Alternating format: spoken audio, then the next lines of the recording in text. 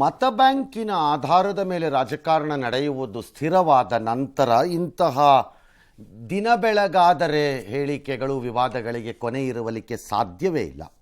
ಅದು ಯಾವ ದೇಶದಲ್ಲಾದರೂ ಅಷ್ಟೇ. ನಮ್ಮ ದೇಶದಲ್ಲಿ ಸ್ವಲ್ಪ ಹೆಚ್ಚೆಚ್ಚು ಎಲ್ಲವೂ.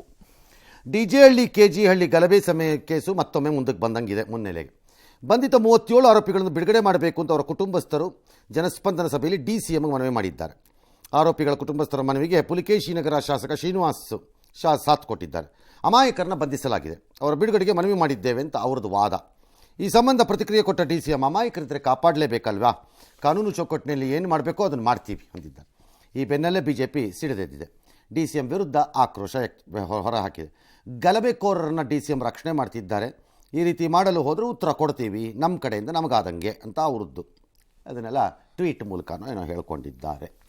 ಆಲ್ ರೈಟ್, ಹೇಳಿ ನೋಡೋಣ ಏನು ಹೇಳಿದ್ದಾರೆ ನೋಡೋಣ. ಅಮಾಯಕರಿಗೆ ತೊಂದರೆ ಆಗಬಾರ್ದು ಅನ್ನೋದು ನಮ್ಮ ಉದ್ದೇಶ. ಯಾರು ಕಾನೂನು ಕೈಗೆ ತೆಗೆದುಕೊಂಡಿದ್ದಾರೆ ಅದಕ್ಕೆ ನಮ್ದೇನು ಅಭ್ಯಂತರ ಏನಿಲ್ಲ. ಸುಮ್ಮನೆ ಅಮಾಯಕರೆಲ್ಲ ಕೆಲವೆಲ್ಲ ತೆಗೆದುಕೊಂಡಿದ್ದಾರೆ ಅನ್ನೋದು ಇದೆ. ಅದನ್ನು ನಾನು ನಮ್ಮ ಸಂಬಂಧಪಟ್ಟಂಥ ಪೊಲೀಸ್ ಅಧಿಕಾರಿಗಳ ಹತ್ರ ಮಾತಾಡ್ತೀನಿ. DG ಹಳ್ಳಿ KG ಹಳ್ಳಿ ಗಲಭೆಯಲ್ಲಿ ಅಮಾಯಕರ ಇರೋರನ್ನ ಕೂಡಲೇ ಬಿಡುಗಡೆ ಮಾಡಿ ಅಂತ ನಾವು ರಾಜ್ಯ ಸರ್ಕಾರ ಕೇಂದ್ರ ಸರ್ಕಾರದವರೆಗೂ ಮನವಿ ಮಾಡ್ತೀವಿ. ಅಮಾಯಕರೆಲ್ಲ ಇದರಲ್ಲಿ ಕಾನೂನು ಸಿಲುಕಿಸಿರೋದು ತಪ್ಪು. ಅಮಾಯಕರನ್ನ ಬಿಡುಗಡೆ ಮಾಡಿ ಅಂತ ನಾವು ಮನವಿ ಮಾಡಿದ್ವಿ. ಅಮಾಯಕರು ಎಂಬುದನ್ನು ಇತ್ಯರ್ಥ ಮಾಡಬೇಕಾಗಿರೋದು ಯಾರು? ತನಿಖಾಧಿಕಾರಿ, ನ್ಯಾಯಾಲಯ ಅಷ್ಟೇ. ಎಸ್, ಅಷ್ಟೇ. ನೀವು ರಾಜ್ಯ ಸರ್ಕಾರದಲ್ಲಿ ಅಮಾಯಕರು ಅಂತ ನಿಮ್ಗೆ ಬೇಕಾದಾಗ ನಿಮ್ಗೆ ಬೇಕಾದ ರೀತಿ ವಿಡ್ರಾ ಮಾಡಿಕೊಂಡು ಅಮಾಯಕರು ಅಂದ್ಕೊಂಡ್ರೆ ತಪ್ಪಾಗತ್ತೆ. ಮುಂದಕ್ಕೆ ಇದು ಕೆಟ್ಟ ಸಂದೇಶವನ್ನು ರವಾನೆ ಮಾಡುತ್ತೆ. ಹೌದು, ಅದ್ರಲ್ಲಿ ಅನುಮಾನನಿಲ್ಲ. ಇನ್ನು ಅಲ್ಲಿಯ ಶಾಸಕ ಯಾರೋ ಮಾತಾಡಿರೋದು ನೋಡಿದ್ದೀನಿ.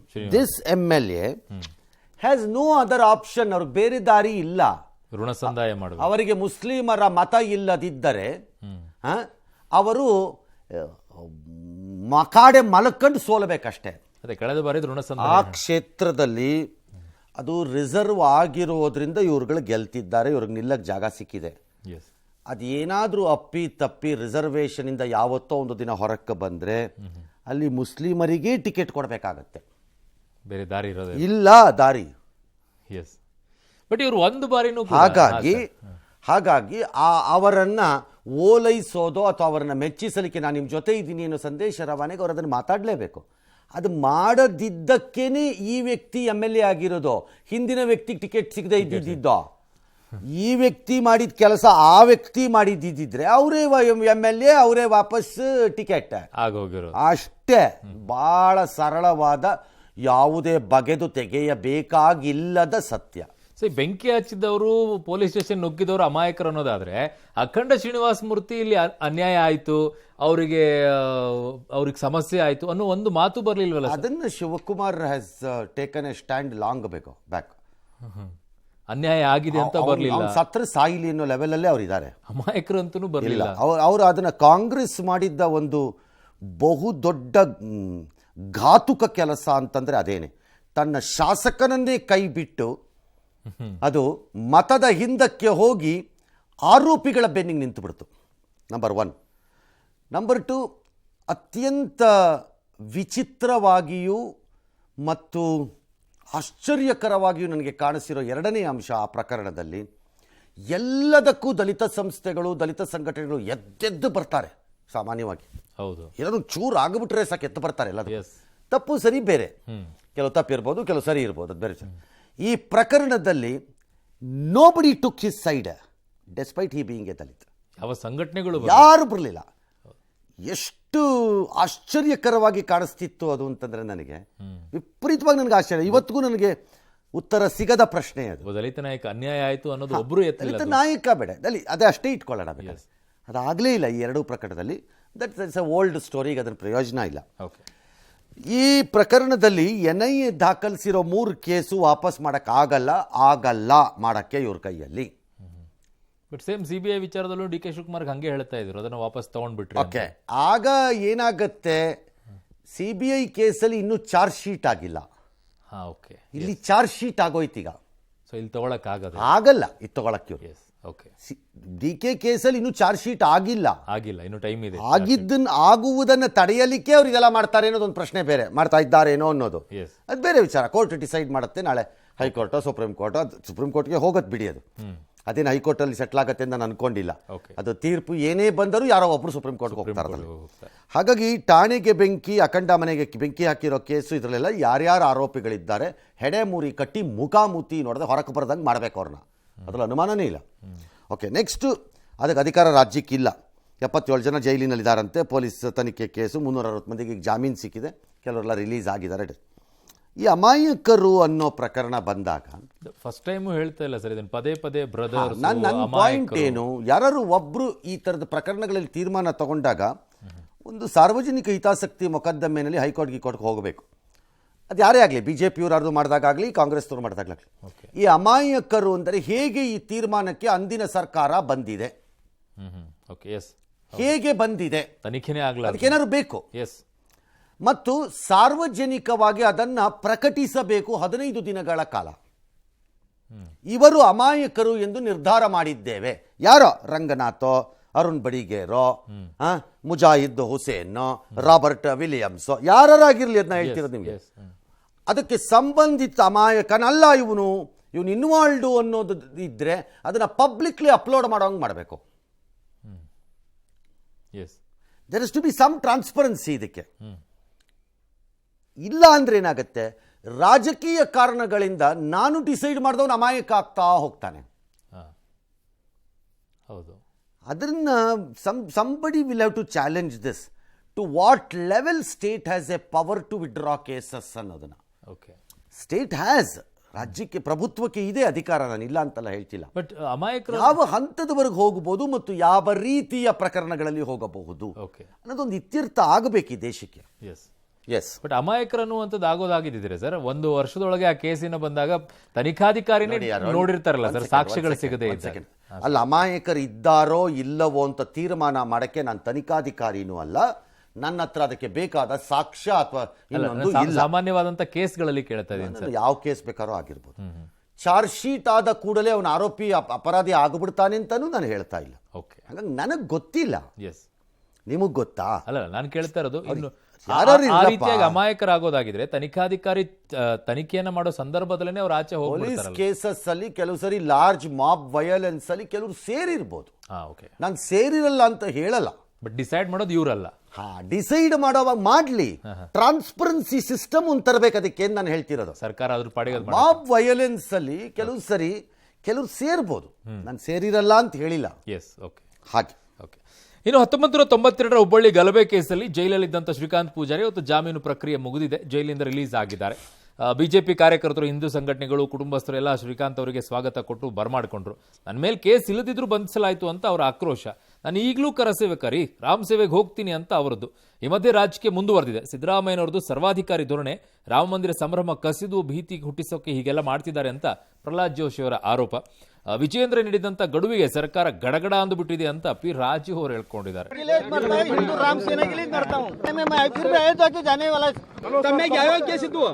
ಮದ್ದಿಂದೆಲ್ಲ ಬಿಡುಗಡೆ ಆಗ್ಯಾವ್ರಿ. ಅವಾಗ ಹಿಂದಿದ್ದಿದ್ರಿ 32 ವರ್ಷ ಹಿಂದದ. ಶುಕ್ರವಾರ ದಿನ ಕರ್ಕೊಂಡ್ ಹೋದ್ರು. ನಿಮ್ ಕಡೆ ಕೆಲಸ ಐತಿ ಅಂದ್ರೆ ಮನಿಗೆ ರೇಷನ್ ತಗೊಂಡ್ ಹೋಗೋದೈತಿ ಅಂತ ಹೇಳಿದ್ರು. ಕರ್ಕೊಂಡ್ ಹೋಗಿ ಅಲ್ಲಿ ನಿಂದರ್ಸಿ ಪೊಲೀಸರಿಗೆ ಕಳಿಸಿ ತಾಬಡ್ ತೂಬಡ್ ಒಳಗೆ ಹಾಕ್ಯಾರ. ಏನ್ ನಡೀತಾ ಇದೆ? ಒಂದು ಕೇಸು ಇಲ್ಲ, ಎಲ್ಲಾ ಕೇಸುಗಳು ಖಾಲಿ ಆಗಿದಾವೆ. ಒಂದೇನು ಸರ್ವಾಧಿಕಾರ ನಿಮ್ದು? ಈ ರೀತಿಯಾಗಿ ಬಾಲಿಶ ಹೇಳಿಕೆಗಳನ್ನ ಕೊಡೋದು ಒಬ್ಬ ಮುಖ್ಯಮಂತ್ರಿ ಲೆವೆಲ್ಗೆ ಇದು ಸೂಕ್ತ ಅಲ್ಲ. ರಾಮ ಮಂದಿರ ಅದರ ಸಂಭ್ರಮದಲ್ಲಿ ಭಾಗವಹಿಸೋರಿಗೆ ಒಂದು ಭಯ ನಿರ್ಮಾಣ ಮಾಡೋದು. ಅರೆಸ್ಟ್ ಮಾಡಿದ ರಾಜ್ಯದ ಹಿತದೃಷ್ಟಿಯಿಂದ ನೀವು ತುಷ್ಟೀಕರಣದ ರಾಜಕಾರಣಕ್ಕಾಗಿ ಸಿದ್ದರಾಮಯ್ಯನವರು ಅವ್ರ ಮಗ ಹಿಂಗೆ ಮಾತಾಡ್ಕೋತಾ ಇದ್ರ, ಇದು ತುಷ್ಟೀಕರಣದ ಪರಾಕಾಷ್ಠೆ. ಬಿಜೆಪಿಯವರು ಒಬ್ಬ ರೌಡಿ ಶೀಟರ್ ಆಗಿದ್ದಂತ ವ್ಯಕ್ತಿಗೆ ಏನೋ ದೊಡ್ಡ ಅನ್ಯಾಯ, ಘೋರ ಅನ್ಯಾಯ ಮಾಡಿದಾಗ ಮಾತಾಡ್ತಾ ಇದ್ದಾರೆ. ಯಾರೋ ಒಬ್ಬ ಕ್ರಿಮಿನಲ್, ಸುಮಾರು ಕೇಸ್ಗಳಿತ್ತು ಅವ್ರದ್ದು, ಅವರನ್ನ ರೌಡಿ ಶೀಟರಿಂದ ಹೊರಗೆ ತಂದಿದ್ದೆ ನಮ್ಮ ಸರ್ಕಾರ ಇದ್ದಾಗಲೇ. ಮತ್ತೆ ಕಾನೂನು ಪ್ರಕಾರ ಕ್ರಮಗಳಾಗ್ತಾ ಇರ್ತದೆ, ಅದು ಏನೋ ಪ್ರಕ್ರಿಯೆ ನಡೆದಿದೆ. ರೌಡಿ ಶೀಟರ್ ಆಗಿದ್ದಂತಹವನಿಗೆ ಬೆಂಬಲ ಕೊಡಬಾರ್ದು ಅಂತ ಯಾವ ಕಾನೂನಲ್ಲಿದೆ? ಖುಲಾಸೆ ಆಗಿದ್ರೆ ಹೌದು. ಹಾಗಾದ್ರೆ ಕಾಂಗ್ರೆಸ್ ಪಕ್ಷದಲ್ಲಿ ರೌಡಿ ಶೀಟರ್ ಆಗಿದ್ದವರಿಗೆ ಬೆಂಬಲ ಕೊಟ್ಟಿದ್ದೀರೋ ಕೊಟ್ಟಿಲ್ವೋ ದಿನೇಶ್? ಮರ್ಡರ್ ಕೇಸಲ್ಲಿ ಇದ್ದಂಥವ್ರಿಗೂ ಆಗಿಲ್ಲ. ನಿಮ್ಗೆ ಯಾರಿಗೂ ನನ್ನ ಲೆಕ್ಕಾಚಾರದಲ್ಲಿ ನಾಲಿಗೆಯಿಂದ ಈ ಪದಗಳನ್ನು ಉದುರಿಸಲಿಕ್ಕೆ ಹಕ್ಕೇ ಇಲ್ಲ. ನಿಮ್ಗೆ ಯಾರಿಗೂ ಹಕ್ಕಿಲ್ಲ. ಸುಮ್ಮನೆ ಬಾಯಿ ಮುಚ್ಕೊಂಡು ಎಲ್ಲರೂ ಇದ್ರೆ ನಿಮ್ಗೆ ಅಷ್ಟೆಷ್ಟು ಮರ್ಯಾದೆಗಳು ಉಳಿಯತ್ವೆ. ನಿಮ್ಗೆ ಯಾವ ಪಕ್ಷದವ್ರಿಗೂ ಹಕ್ಕಿಲ್ಲ. ಅದು ಹೌದು. ನಿಮ್ಮಲ್ಲಿ ಇಲ್ವಾ? ಇಲ್ಲಿ ತೆಗಿಲ ಒಂದೊಂದಾಗಿ ಇಲ್ಲಿ ಅಟ್ಲೀಸ್ಟ್ ದಿನ ಖುಲಾಸೆ ಒಂದೊಂದು ಹಾಕ್ತಾ ಹೋಗ್ತೀನಿ. ಲೆಟ್ ದಿನೇಶ್ ಗುಂಡೂರಾವ್ ಆನ್ಸರ್ ಇಟ್ಟಾಗ ನಮಗೆ ಗೊತ್ತಿದೆ, ನೀವೇ ಹೇಳಿದಿರಿ ಅವನಿಂದ ಮಾಡಿದ್ದು ಹಾಕೊಂಡ್ರೆ ಈಗ ಇದೆಯಾ, ಅದಕ್ಕೆ ನಾವು ಕಾಂಗ್ರೆಸ್ಗೆ ಸೇರಿಸ್ಕೊಂಡ್ವಿ ಅಥವಾ BJPಗೆ ಸೇರಿಸ್ಕೊಂಡ್ವಿ, ಅದಕ್ಕೆ ಟಿಕೆಟ್ ಕೊಟ್ಟಿದ್ದೀವಿ, ಟಿಕೆಟ್ ಕೊಟ್ವಿ, ಗೆದ್ದಿದ್ದಾರೆ ಅಂತ ಹೇಳ್ತೀರಾ? ಈ ಥರದ್ದೆಲ್ಲ ಟಾಕ್ ಮಾಡಿದ್ರೆ ಆಗಲ್ಲ. Yes, okay. ಅಯೋಧ್ಯೆಗೆ ಹೋಗೋರು ರಕ್ಷಣೆ ಕೊಡಬೇಕು ಅಂತ ಏನೋ ಹೇಳಿದ್ದೆ ಕರಿಪ್ರಸಾದ್. ಅದ್ಯಾವುದೋ ವಾಟ್ಸಪ್ ಗ್ರೂಪ್ದು ಅದು ಯಾರೋ ಪುನೀತ್ ಕೆರೆ ಹಳ್ಳಿನದು ಇದೆ ಡ್ರಾಮಾ. ಇವೆಲ್ಲ ದಾಖಲೆ ಪಾಕ್ಲೆ ಅಲ್ಲ ಇಲ್ಲಿ. ಇಲ್ಲಿ ಕೂತ್ಕೊಂಬಿಟ್ಟು ಯಾವನೋ ಹೇಳ್ಬಿಟ್ಟಿದಂತೆ. ಪ್ಲಸ್ ಅದ್ರ ಮೇಲೆ ದೇಶದ್ರೋಹದ ಕೇಸ್ ಬೇಕು. ಅದ್ರ ಮೇಲೆ ದೇಶದ್ರೋಹದ ಕೇಸ್ ಇರಲಿ, ಫಸ್ಟ್ ನೀವು ಜವಾಬ್ದಾರಿಯಿಂದ ಯಾರದ್ದೋ ಟ್ವೀಟು ಪಾಟು ಅಲ್ಲ ಬರ್ಕೊಡ್ರಿ ಅದನ್ನು ಪೊಲೀಸ್ನವ್ರಿಗೆ ಕಂಪ್ಲೇಂಟ್ ರೂಪದಲ್ಲಿ ಕೊಡಿ. ಒಂದು ಕಂಪ್ಲೇಂಟನ್ನ ದೊಡ್ಡ ಮನುಷ್ಯರಾಗಿ ಹಿರಿಯ ನಾಯಕರಾಗ್ಬಿಟ್ಟಿದ್ರಿ ನೀವು, ಕೊಡ್ರಿ ಒಂದು ಕಂಪ್ಲೇಂಟು. ಕಂಪ್ಲೇಂಟು ಕೆಲ್ಸಕ್ಕೆ ಬರ್ತಾಯಿದ್ದಕ್ಕೆಲ್ಲ ಓಡೋಗ್ಬಿಟ್ಟು ಕಂಪ್ಲೇಂಟ್ ಕೊಡ್ತಿರ್ತೀರಿ ಒಬ್ಬರ ಮೇಲೆ ಒಬ್ಬೊಬ್ರು. ಆ ಪೊಲೀಸ್ ಸ್ಟೇಷನಲ್ಲಿ, ಈ ಪೊಲೀಸ್ ಸ್ಟೇಷನಲ್ಲಿ, ಈ ಪೊಲೀಸ್ ಸ್ಟೇಷನಲ್ಲಿ, ಆ ಪೊಲೀಸ್ ಸ್ಟೇಷನಲ್ಲಿ ಅದು ಪಾದಯಾತ್ರೆ ಮಾಡ್ಕೊಂಡು ಹೋಗಿರ್ತೀವಿ. ಬರ್ಕೊಡ್ರಿ ನೋಡೋಣ ಒಂದು ಕಂಪ್ಲೇಂಟ್ನ. ಈಗೇನ ಆಗ ಆ ವ್ಯಕ್ತಿ ಹೇಳ್ತಿದ್ದಾರಂತೆ, ಇದು ತಿರುಚಿದ ಪೋಸ್ಟ್, ಇದ್ರ ವಿರುದ್ಧ ನಾನು ಕಂಪ್ಲೇಂಟ್ ಕೊಡ್ತೀನಿ ಅಂತ. ಕೊಡಬೇಕು, ಅದು ತಿರುಚಿದ ಪೋಸ್ಟ್ ಹಾಕಿದರೆ ಕಂಪ್ಲೇಂಟ್ ಕೊಡಿ, ಪ್ಲಸ್ ಕೋರ್ಟಲ್ಲೂ ಒಂದು ಕೇಸ್ ಹಾಕಿ ಅವ್ರ ಮೇಲೆ. ನಿಮ್ಮನ್ನು ಯಾರು ಬೇಡ ಅಂದಿರೋರು? ಅರ್ಜೆಂಟಾಗಿ ಮಾಡಿ ಆ ಕೆಲಸನ, ಬೇಡ ಅಂದವ್ರು ಯಾರು? ಎಸ್. ಇನ್ನು ದೇಶದಲ್ಲಿ ರಾಮನ ಹೆಸರಲ್ಲಿ ರಾಜಕೀಯ ಜೋರಾಗಿದೆ. ರಾಮ ಮಂದಿರ ಮಾಡಿದವರು ನಾವು ಅಂತ ಸಚಿವ ಸಂತೋಷ್ ಲಾಡ್ ಹೇಳ್ಕೊಂಡಿದ್ದಾರೆ. ನಾವು ಕೊಟ್ಟ ಇಟ್ಟಿಗೆ ಎಲ್ಲಿ ಹೋದ್ವು ಅಂತ ಅವರ ಪ್ರಶ್ನೆ. ಮಂದಿರ ಅಕ್ಕಪಕ್ಕ ಜಮೀನು ವಿಚಾರವಾಗಿ ಭಾರಿ ಭ್ರಷ್ಟಾಚಾರ ಎಲ್ಲ ನಡೆದಿದೆ ಅಂತ ಆರೋಪಿಸಿದ್ದಾರೆ. ಜೆಡಿಯು ಸಂಸದ ಕೌಶಲೇಂದ್ರ ಕುಮಾರ್ ಅವರಂತೂ ಮಂದಿರ ಲೋಕಾರ್ಪಣೆಗೆ ಯಾಕೆ ಆಮಂತ್ರಣ ಕೊಡ್ಬೇಕ್ರಿ, ಇದೇನು ಶ್ರಾದ್ದಾನ ಮದುವೆನಾ ಅಂತೆಲ್ಲ ಅವರ ಪ್ರಶ್ನೆ. All right. ಈಗ ಇಟ್ಟಿಗೆ ಎಲ್ಲೋಯ್ತು? ಇಟ್ಟಿಗೆ ಎಲ್ಲೋಯ್ತು ಅಂತ. ಇಟ್ಟಿಗೆ ಎಲ್ಲೂ ಹೋಗಿಲ್ಲ, ಬಳಕೆ ಮಾಡ್ಕೊಂಡಿದ್ದಾರೆ. ಫೌಂಡೇಶನ್ನಲ್ಲೇ ಇದೆ, ಇದಾವೆ. ಹೌದು. ಇಟ್ಟಿಗೆಯನ್ನ ಕಲ್ಲಿನ ದೇವಸ್ಥಾನದ ರೂಪ ಪಡೆದ ನಂತರ ಇಟ್ಟಿಗೆಯನ್ನು ಇನ್ನೆಲ್ಲಿ ಬಳಸಿದರೂ ತಪ್ಪಾದೀತು. ಹೌದು. ಕಾಂಪೌಂಡಲ್ಲೋ, ಎಸ್, ನೆಲದ ಹಾಸಿನಲ್ಲೋ, ಯಾಕಂದ್ರೆ ಅದು ಶ್ರೀರಾಮನ ಇಟ್ಟಿಗೆಯಾಗಿ ಅದು ಬಂದಿತ್ತು ಅನ್ನೋ ಕಾರಣಕ್ಕೆ. ಈ ಕಾಲಿಡೋ ಜಾಗ ಇರಬಾರ್ದು, ಅದೆಲ್ಲ ಬೇಕಿಲ್ಲ ಅನ್ನೋ ತೀರ್ಮಾನಕ್ಕೆ ಬಂದು ಇದೆಲ್ಲವೂ ಫೌಂಡೇಶನ್ಗೆ ಬಿಟ್ಕೊಂಡ್ರು. ಎಷ್ಟು ಉಳ್ಕೊಂಡಿತ್ತು ಅಷ್ಟು 29-30 ವರ್ಷದಲ್ಲಿ ಮಳೆ, ಬಿಸಿಲು, ಗಾಳಿಗೆ ಎಲ್ಲ ಕೆಲವೆಲ್ಲ ಇಟ್ಟಿಗೆ ಕರಗೋಗಿರ್ಬೋದು, ಒಂದಷ್ಟು ಉಳ್ಕೊಂಡಿತ್ತು ಅನ್ಸುತ್ತೆ. ನಂಗೆ ಹ್ಯಾವ್ ನೋ ಐಡಿಯಾ ಆ ವಿಚಾರದಲ್ಲಿ, ನಂಗೆ ಗೊತ್ತಿಲ್ಲ. ಎಲ್ಲಾನು ಪ್ರೊಟೆಕ್ಟೇ ಮಾಡಿದ್ರೋ ಇಲ್ವೋ ನಂಗೆ ಗೊತ್ತಿಲ್ಲ. ನನಗೆ have no idea, almost all protect ಮಾಡಿದ್ದಾರೆ, ಗೊತ್ತಿಲ್ಲ. ಅದು ಅಲ್ಲಿದೆ. ಹೌದು. ಎರಡನೇದು, ಮಂದಿರ ಪಕ್ಕದ ಜಮೀನು, ಇದು ಇತ್ಯರ್ಥ ಆದಂಗಿದೆ. ಒಂದ್ಸರಿ ಚೆಕ್ ಮಾಡ್ಕೊಳ್ಳೋಣ. ನಮಗಿಂತ ಚೆಕ್ ಮಾಡಬೇಕಾದ್ರೆ ಯಾರು BJPನವರೋ, ನೀವು ಯಾರು ಅದ್ರ ಬಗ್ಗೆ ಇಂಟ್ರೆಸ್ಟ್ ಇರೋರು ಚೆಕ್ ಮಾಡಿ. ಅದು ಇತ್ಯರ್ಥ ಆಗಿ ಜಮೀನಲ್ಲಿ ಆ ರೀತಿ ಭ್ರಷ್ಟಾಚಾರ ಇಲ್ಲ ಅನ್ನೋದು ಇತ್ಯರ್ಥ ಆಗಿದ್ರೆ ಸಂತೋಷ್ ಲಾಡ್ ಮೇಲೆ ಒಂದು ಕೇಸ್ ಹಾಕಿ. ಸುಮ್ಮನೆ ಮಾತಾಡೋಕ್ಕೆ ಬಿಡಬಾರ್ದು. ನನ್ನ ಪ್ರಕಾರದಲ್ಲಿ ಹಾಕ್ತಾ ಇರ್ಬೇಕು ಅವ್ರ ಮೇಲೆ, ಕೇಸ್ ಹಾಕ್ಬೇಕು ಅವ್ರ ಮೇಲೆ, ಬಿಡಬಾರ್ದು ಅವ್ರಿಗೆ. ಇನ್ನು ಯಾರೋ ಪ್ರಭೂತಿ ಇಡಿಯಟ್, ಎ ಫೂಲ್, ಅವನು ಒಂದು ಪ್ರಶ್ನೆ ಕೇಳಿದಾನ. ಅವನು JDU ಸಂಸದ ಅಂತೆ. ಅವನು ಸಂಸದ ಅಂದರೆ ರಾಜ್ಯಸಭಾನೋ ಲೋಕಸಭಾನೋ ನನಗೆ ಗೊತ್ತಿಲ್ಲ. ಅವನು ಯಾವ ಸಂಸದ ಅಂತ, ಅದು ಯಾವ ಸಂಸದ ಆದರೆ ನನಗೇನು ಹೋಗ್ಬೇಕು, ಆಯ್ತಲ್ಲ. ಅವನು ಹೆಂಗೆ ಹೇಳ್ತಾನೋ ಹಾಗೆ ನಾನು ಹೇಳ್ತೀನಿ. ಈಗ ಮಂದಿರ ಲೋಕಾರ್ಪಣೆಗೆ ಏಕೆ ಆಮಂತ್ರಣ ಕೊಡಬೇಕು? ಇದೇನು ಶ್ರಾದ್ದಾನ, ಮದುವೆನಾ? ಕರೆಕ್ಟ್. ಯಾಕೆ ಕೊಡಬೇಕು? ನಿನ್ನ ನಾಯಕ ನಿತೀಶ್ ಕುಮಾರ್ ಮುಖ್ಯಮಂತ್ರಿ ಆದಾಗ ಇನ್ವಿಟೇಷನ್ ಮಾಡಿಸ್ತಾರಲ್ಲ, ಅದು ತಿಥಿನಾ? ಅದಕ್ಕೆ ಯಾಕೆ ಇನ್ವಿಟೇಷನ್ ಕೊಡಿಸ್ಬೇಕು? ಓತ್ ಟೇಕಿಂಗ್ಗೆ ಇನ್ವಿಟೇಷನ್ ಮಾಡ್ತಾರಲ್ಲ ರಾಜಭವನಿಂದ, ಎಲ್ಲ ಕಡೆ ಕೊಡಲ್ಲ. ಅದರ ಗೆಸ್ಟ್ಗಳು, VVIPಗಳು, MLAಗಳು, ಅವ್ರ ಕಡೆಯವರು ಎಲ್ಲರಿಗೂ ಕೊಡ್ತೀರಲ್ಲ. ಅದೇನು ನಿಮ್ಮ ಮನೆಯವ್ರದ್ದು ಯಾರ್ದಾರು ತಿಥಿನಾ, ಅವ್ರ ಮನೆಯವ್ರದ್ದು ಯಾರ್ದಾರು ತಿಥಿನಾ? ಅದು ಕೇಳಬೇಕು. ನಿನ್ನ ಮದುವೆ ಹೇಗಾಯಿತು ಅನ್ನೋದನ್ನ ಯಾವನಾರು ಕ್ರಾಸ್ ಚೆಕ್ ಮಾಡಬೇಕು. ಇನ್ವಿಟೇಷನ್ ಆಗಿತ್ತಾ ಅಥವಾ ನಿಂದು ತಿಥಿನಾ ಅದು ಅಂತ. ನಿನ್ನ ಮದುವೆ ಹೇಗಾಗಿತ್ತು ಅಂತ ಚೆಕ್ ಮಾಡಬೇಕು. ಅದಕ್ಕೆ ಇನ್ವಿಟೇಷನ್ ಮಾಡಿಸಿದ್ಯಾ ಮಾಡಿಸಿಲ್ವಾ ಅಂತ. ಹಾಗಾದ್ರೆ ಅದು ತಿಥಿನಾ? Common sense ಅನ್ನೋದಿರಬೇಕು. ಮಾತಾಡ್ತೀವಿ, ನಾನು ವಿರೋಧ ಮಾಡಲೇಬೇಕು ಅಂತ ಮಾತಾಡ್ತಾ ಇದ್ದರೆ ನನ್ನ ಪ್ರಕಾರ ಮುಂದೆ ಜನ ಇದಕ್ಕೆ ಬಹಳ ಸೌಮ್ಯವಾಗಿ ಪ್ರತಿಕ್ರಿಯೆಗಳನ್ನು ಕೊಡಲಿಕ್ಕಿಲ್ಲ ಅನ್ಸತ್ತೆ. ನನಗೆ ಸೈಲೆಂಟ್ ಆಗಿರೋದಿಲ್ಲ ಅಲ್ಲ ಅನ್ಸತ್ತೆ.